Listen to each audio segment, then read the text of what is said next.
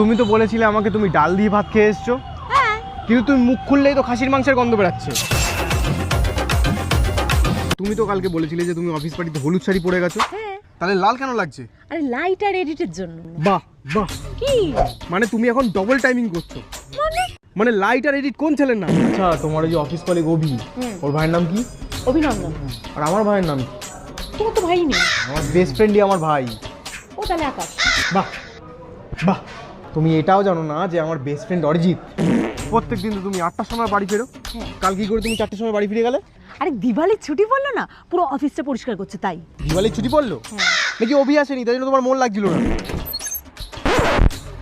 এক সেকেন্ড, তুমি deep lipstick পরে গেল, উঠে গেল কি করে? আর ফুচকা খেতে গেছিলাম না, ফুচকা খেলে তো একটু উঠবেই। ফুচকা খেলে লিপস্টিক উঠে যায়? হ্যাঁ মানে নিশ্চয়ই তোমার ফুচকাওয়ালার সাথে কোনো চক্কর আছে। ফোন লাগাও, ফোন লাগাও। ও তুমি ফোন লাগাবি করে, চলো আজকে দেখবো তোমার কোন ফুচকাওয়ালার সাথে চক্কর আছে।